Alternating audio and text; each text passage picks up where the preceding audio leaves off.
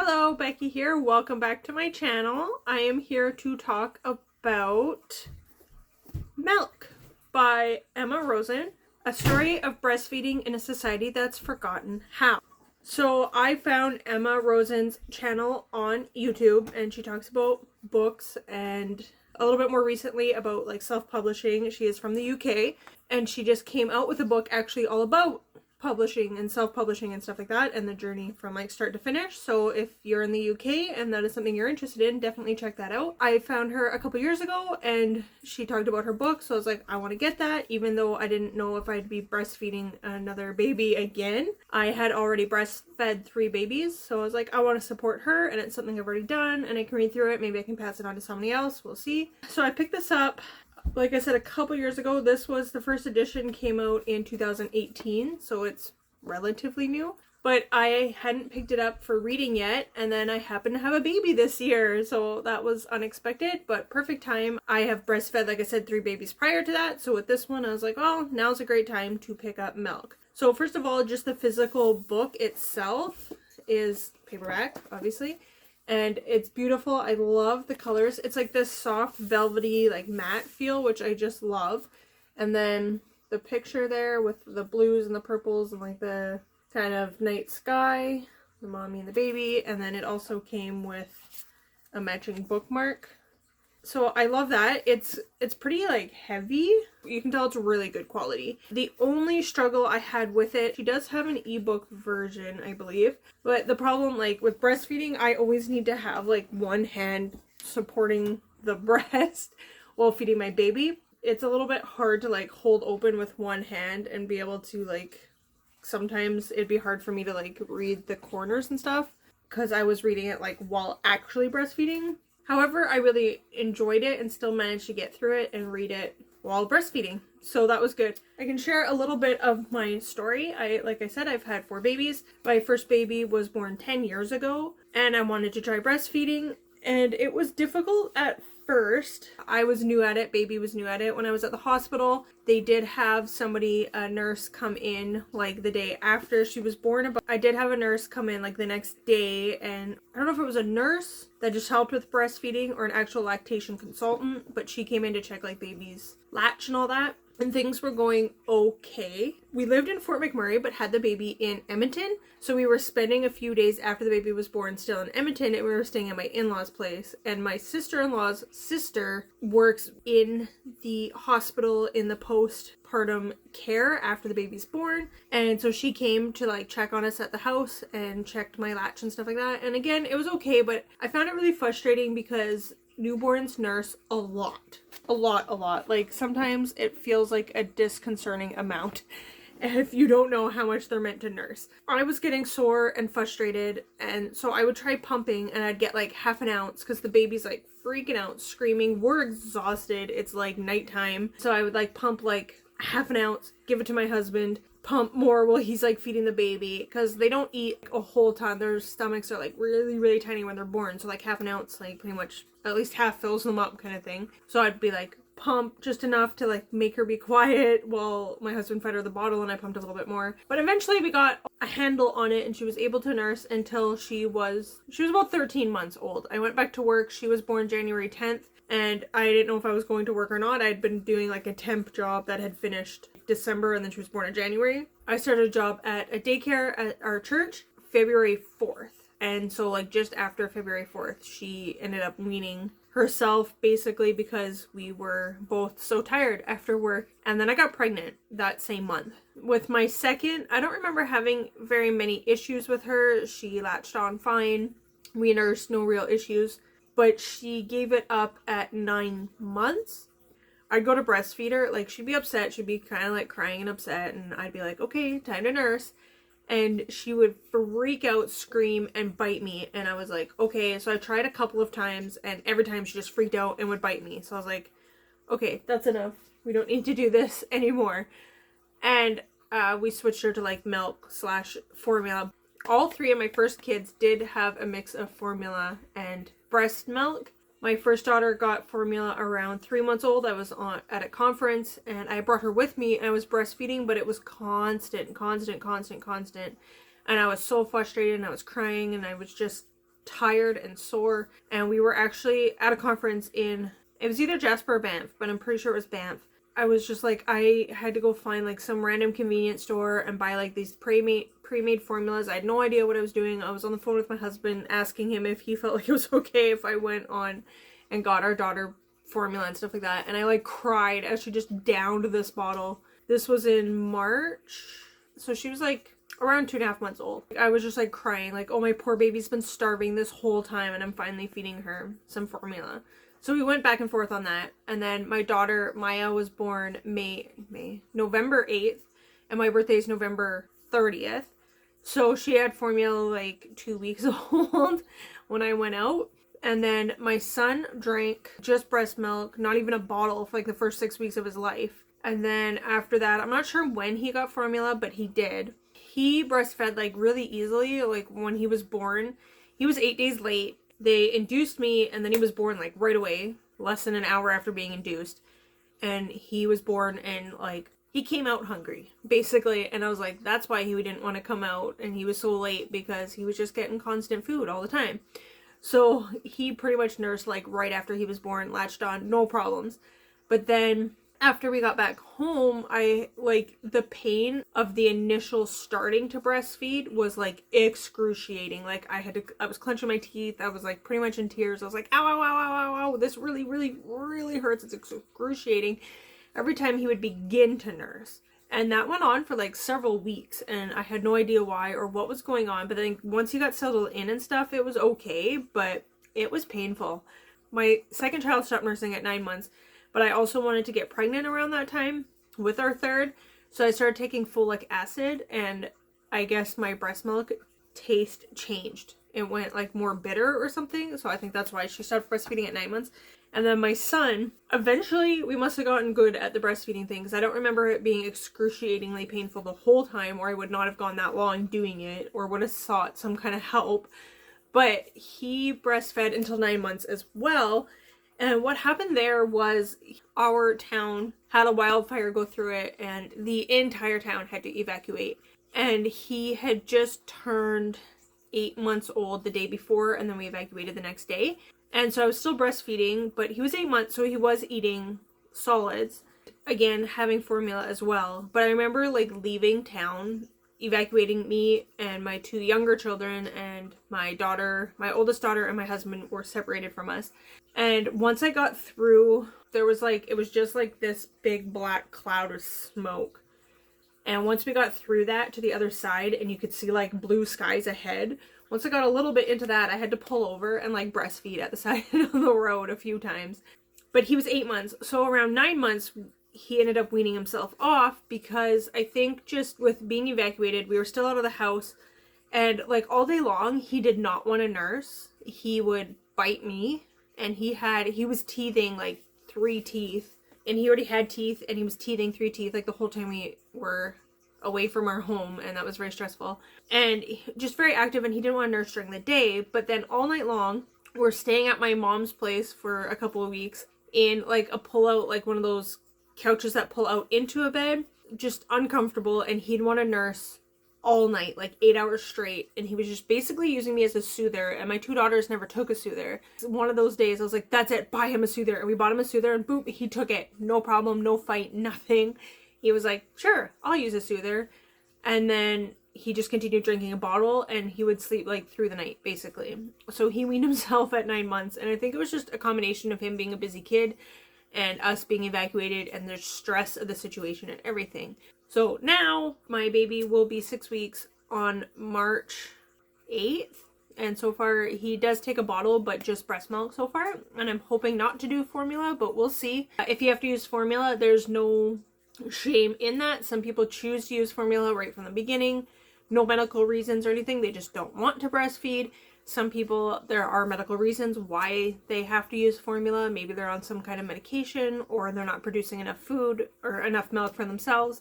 Whatever, and they have to use formula. Or some people like me in the past have done both. And whatever it is you need to do, as long as you're feeding your baby, that's what's important. And you're taking care of your baby and your physical and mental health as well.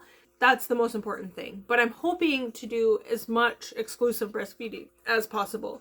In this book, Emma also talks about baby-led weaning, and not weaning like off of breast milk, but moving into eating solid foods while still breastfeeding. So I want to look into that as well, and there are a couple of baby weaning, self-weaning books at my library, so I want to pick that up in the next, like, not right away because I have just too much to read and my brain can't handle all the information right now. Closer to the babies typically start solid foods around 6 months, so I want to do a little bit more research into that. You think with my fourth I'd be a pro at this, and in some cases, like, I could just do what I've done in the past, but I never did like the baby-led weaning or anything. I just did what I was told to do by my doctor and pediatrician, like by the pediatrician, or what people on Facebook said, kind of thing. So I want to do a little bit more research into different ways of having your baby transition from strictly breast milk or formula into baby food.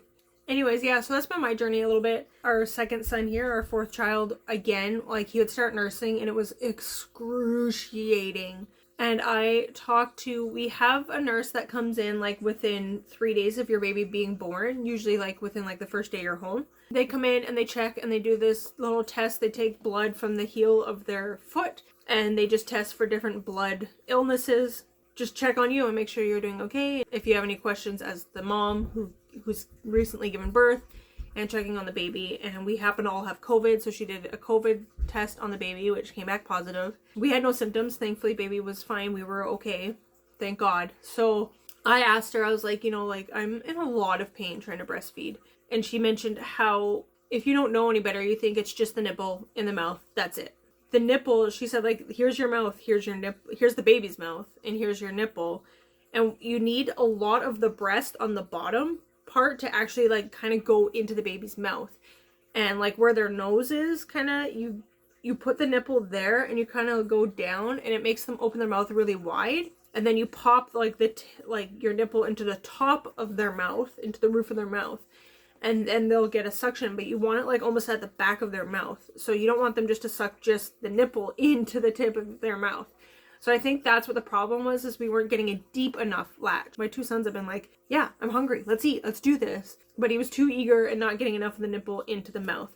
So after we figured out and worked the latch a little bit more, it's been good. What I like about this book, what Emma talks about in this book, is that she gives us facts about breastfeeding, and it's amazing. Our bodies are truly incredible. And she talks about how breastfeeding is great. Like, formula will feed your baby. And if that's your choice or that's your only option, of course, do it.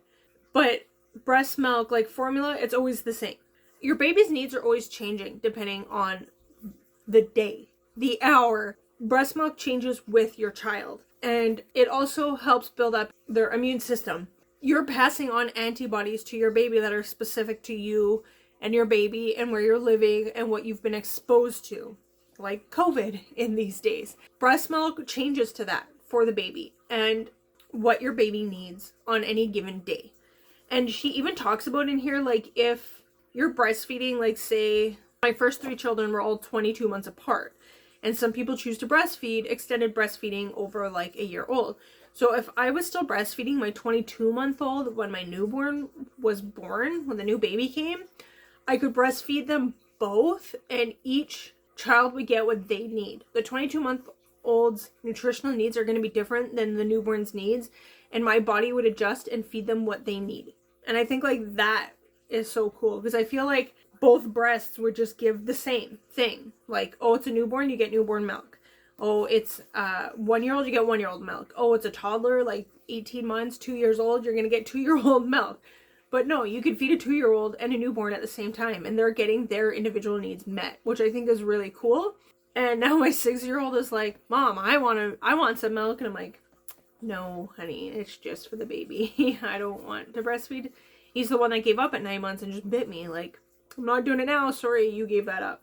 So she gives a lot of like factual information about this and the importance of breastfeeding and the history of breastfeeding, wet nurses, stuff like that. But she also gives us her own personal story, and she's had 3 kids of her own, and the majority of the story is her first pregnancy and experience with breastfeeding, and then she talks about having another child, and then they had a 3rd child, how her journey from the first one changed with the second one and stuff. And the first one, she had a lot of pain and a lot of difficulty after her birth. labor, delivery, birth, all that stuff, and the breastfeeding and the difficulties that she had going through that, and the different like traumas and stuff she experienced at the hand of like people in the hospital, and the lack of care that she got after giving birth and trying to breastfeed, and how she also chose not to reach out to people like the breastfeeding, like lactation consultants and breastfeeding groups and stuff like that, which we need to, as moms, we need people to reach out to us, but we also need to be like, look, I need help, and we need to reach out and seek help. But I think there was a couple times where like right after the baby was born, she asked for help for something, and the nurses just seemed like upset, like Emma was being a burden on them. So that kind of made her step back and be like, well, I'm not going to ask for help. And she's also like a very independent, strong woman who can do it herself and doesn't like to ask for help kind of thing.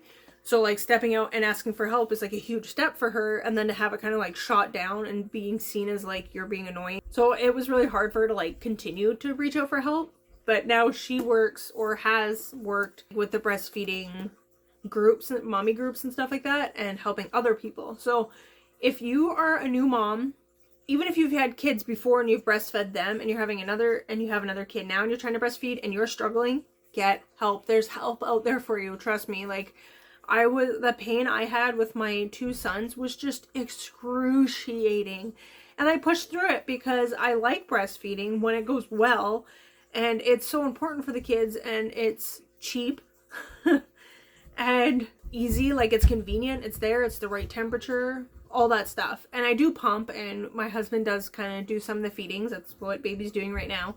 I like breastfeeding, and I like that connection with my child. I like that bond, and I like that time. And it's such a short time in their life. Even if you do blah, blah, blah. Even if you do it for like 2 years, that's still only 2 years. Like my daughter's 10 now.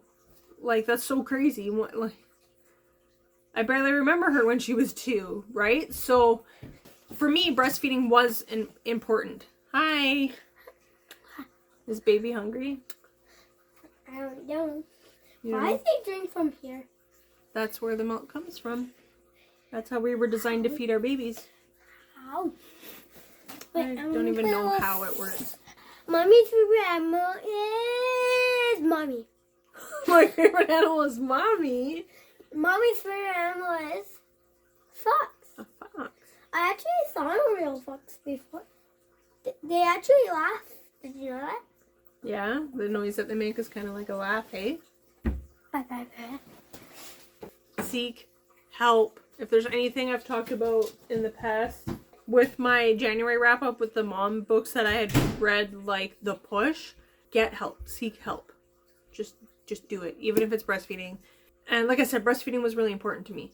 And I really liked that Emma Rosen shared her story in this book as well. If it had just been facts, it would have been fascinating. The way our bodies work, the way we make milk, how our milk is tailor-made for our children. Just fascinating. So it would have still been a good read, but I really appreciated that she shared her own personal story and her personal struggles, and even just her mentioning like how often a newborn feeds, because breast milk is much easier to digest than formula. So there are some conveniences to formula that a lot of people will push on a breastfeeding mother, because a breastfeeding mother is like, my baby's eating like every hour, around the clock. I'm exhausted. And people are like, my formula fed baby sleeps 8 hours a night. And it's like, maybe not quite 8 hours, but formula fed babies will be content longer because it takes them longer to break down the formula and digest it. Just knowing that helps you push through and be like, okay, I can keep doing this, knowing that this is normal. That's a huge thing nowadays, where we want to know, like, this is normal. When you just know it's normal, it's just so much easier to push through and keep up with something that is important to you. Her talking about that and just how often a newborn feeds, it's good to know, like, that's normal. My baby's normal. My baby's healthy. And some people are like, wow, your baby's eating again? Like, aren't you tired? Or, like, you should feed that baby. So we have fish, mice, 2 dogs, 2 cats, and then 1 dog. 2 cats. We have a lot of animals. We have a mouse, 3 fish, 1 bearded dragon, 1 dog, 2 cats. Oh yeah, the bearded dragon. We have so many pets that he forgot about one. He's gonna go rip the mouse out of her cage. Poor thing. So just being reaffirmed that things are normal, like a newborn being being hungry all the time is just a relief to know. And just, it's encouraging, and it helps me to know that my baby eating all the time is normal. I don't know how much weight he's gained, but he's definitely filled out. And I said he's not a newborn anymore. He's like a full-fledged baby now, and it's sad. Just having that support, even though I wasn't like actually talking to her. That's Piggy, our little mouse. Our little survivor mouse. The other three died by our wheel. By our big cat. Mm-hmm. True story. Piggy's living with the trauma of watching her 3 sisters being murdered by a big giant cat. And now we have the kitten. I don't remember what I was trying to say about breastfeeding. Where are you like in? I had a lot I wanted to say about this book, but my son has come down here, as you can see and hear, and I've totally lost my train of thought. I've already been talking for over 27 minutes now, and I feel like I'm just repeating myself over and over and over again. I really enjoyed Milk. I appreciated the facts about breastfeeding as well as her personal experience. Like I said, what she had to say was really encouraging to me as a mom of a newborn that's breastfeeding, even though I'd done it 3 times before that. Just going through it all. It's been 6 years. Like, my son is 6.5 now, so it's been 6 years since I've had a newborn. So just being reminded that this is normal. What? She's under that. Oh, awesome. He lost our mouse. Hopefully she's not dead. She's not dead. She just got out 2 seconds ago. I felt like I could contact her and talk to her as a friend and have support, and I really enjoyed that. So now my husband's down here to rescue the mouse.